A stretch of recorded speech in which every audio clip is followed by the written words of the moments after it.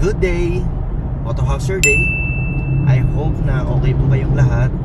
Kagabi nag-uulan-ulan na naman at may mga areas na binaha. Pero I hope lahat po kayo okay. So ngayon, it's Monday traffic. Medyo traffic na onte, so medyo matatagalan po ang biyahe ko papuntang showroom. So gusto ko po muna makipagkwentuhan sa inyo, especially sa mga magiging first time buyer namin. Possible bumili today, tomorrow, a day or two, or next month. So magbibigay lang po ako ng mga tips sa inyo kung bakit maganda po bumili sa all cars. Ano ba yung mako-contribute ng all cars sa inyo pagdating sa pagbili ng first time car po ninyo. Okay? So meron lang po akong 4 na pointers na i-discuss po sa aming mga buyers kung bakit po again maganda bumili sa all cars. Number 1, verified documents. Bago po namin i-acquire yung mga sasakyan, chine-check po muna namin yung mga documents ng sasakyan. Kumbaga, we did our due diligence. Tinitingnan po namin kung meron siyang mga attachment, may mga alarm, kung encumbered pa siya. Ngayon, kapag ka-encumbered po yung sasakyan, hinahanap naman namin yung mga collateral documents na kailangan para mapakancel po yung encumbrance. Siyempre, kailangan pag na-release po namin yung auto sa inyo, free na po siya from any encumbrances. Okay? Kaya naman kami, ang all cars, nag-o-offer po ng money back guarantee pagka may problema po yung papers. Number 2, scanning. Lahat po kami, equip po kami ng scanners. Iba-iba po mga scanner namin.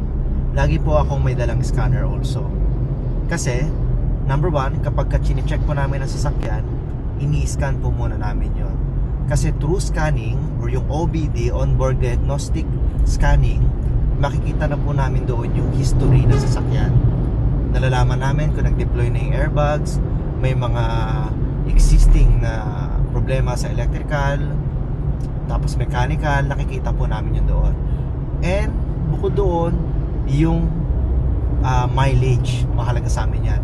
Kasi sa all cars, no mileage tampering po kami. Kaya naman, ini-scan po namin lahat ng auto. And also, we offer pre-scanning during assisting and releasing po sa showroom. Libre po yun. Kahit ilang scan po gusto niyo, i-scan po namin yung auto sa harap ninyo para ipakita yung current condition ng sasakyan and yung mileage po niya. Okay, so yun yung number 2. Number 3, no history of major accident. Didiin ko po yung major accident. Lahat po kami, marunong din kami mag-check ng sasakyan if meron po siyang history of major accident. Pag sinabi pong major accident, yan po yung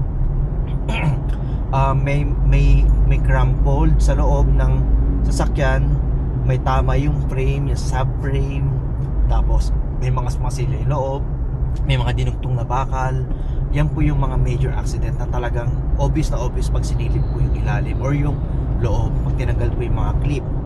Ngayon, may mga minor accident po kasi na kinukonsider namin dahil hindi naman po ganun kalala.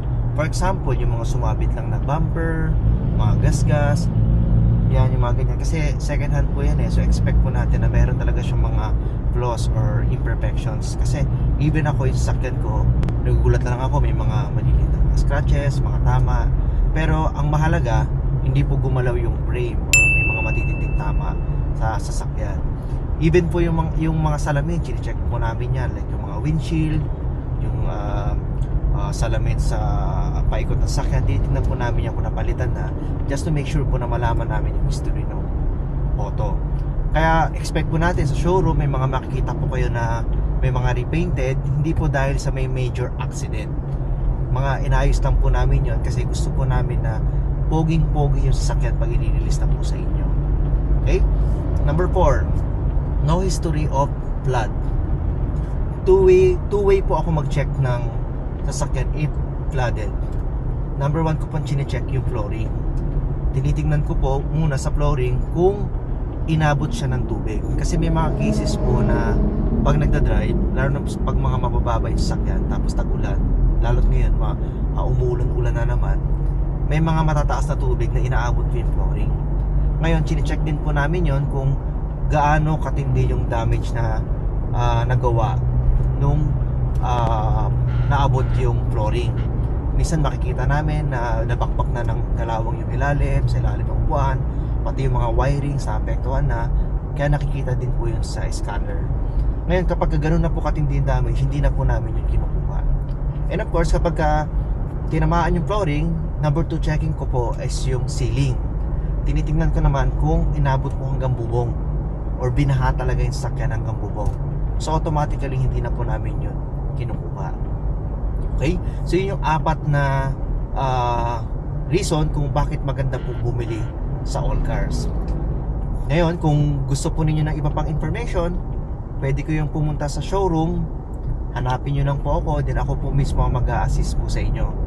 Then, tutulungan ko kayo na makuha, gaya nga nasabi ng Auto House, you will get the quality cars you deserve. Again, punta lang kayo na showroom, hanapin nyo po si Brian Jacinto. Then, I'll be happy to assist you. Okay? So, thank you so much and have a nice day.